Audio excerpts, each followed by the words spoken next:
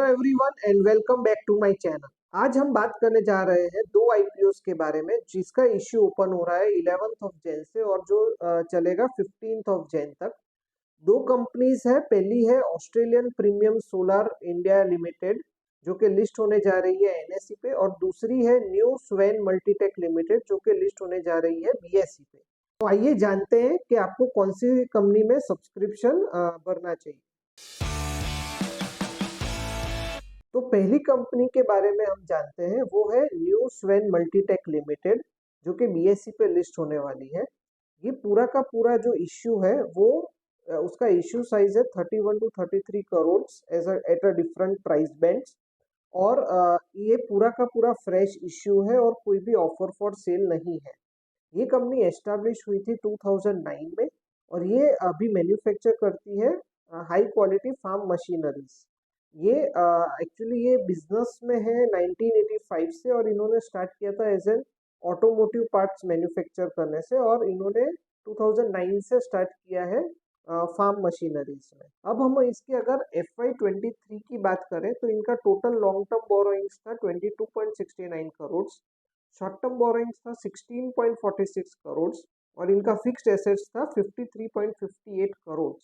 अब हम लोग उसी बैलेंस शीट में इन्वेंट्रीज की बात करें तो इनका टोटल इन्वेंट्री था 46.78 करोड़ एज ऑफ 31 मार्च 23, और इनका टोटल टर्नओवर लास्ट ईयर का था 151 करोड़। अब आप देखें तो इसमें थोड़ा पुअर इन्वेंट्री मैनेजमेंट है, क्योंकि इनका जितना टोटल इन्वेंट्री है उसका सिर्फ उन्होंने अप्रोक्स 3 टाइम्स ही टर्नओवर किया है, या तो इन्वेंट्री ओवर वैल्यूड भी हो सकती है।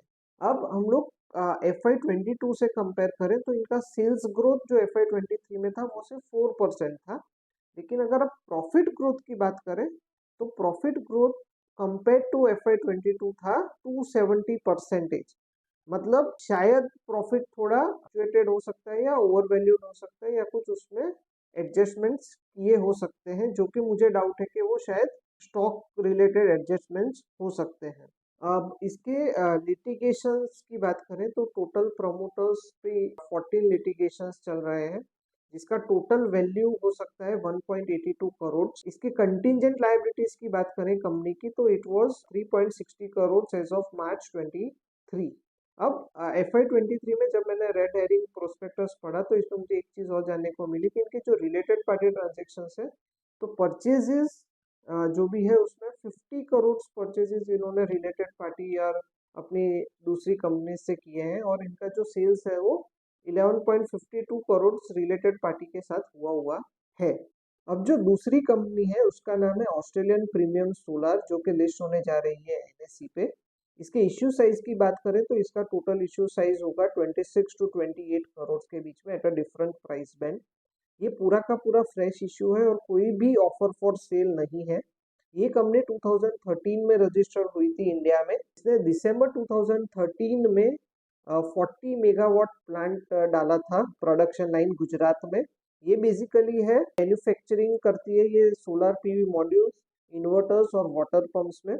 मार्च 17 की बात करें तो इन्होंने उसकी कैपेसिटी बढ़ाई थी 50 मेगावाट तक, मई 19 में 100 मेगावाट्स, और अगस्त 2021 तक इनकी टोटल कैपेसिटी इन्होंने जो एक्सपांड की थी वो था 200 मेगावाट्स। अब इसके लॉन्ग टर्म बोरोइंग्स की बात करें एज ऑन FY23 की बैलेंस शीट के हिसाब से तो ये था 1.10 करोड़।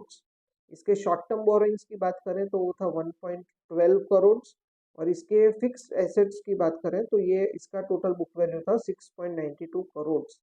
अब इसके हम अगर FY23 के रेवेन्यू की बात करें तो वो था 94.95 करोड़, जो FY22 के कंपैरिजन में 3.5% कम था।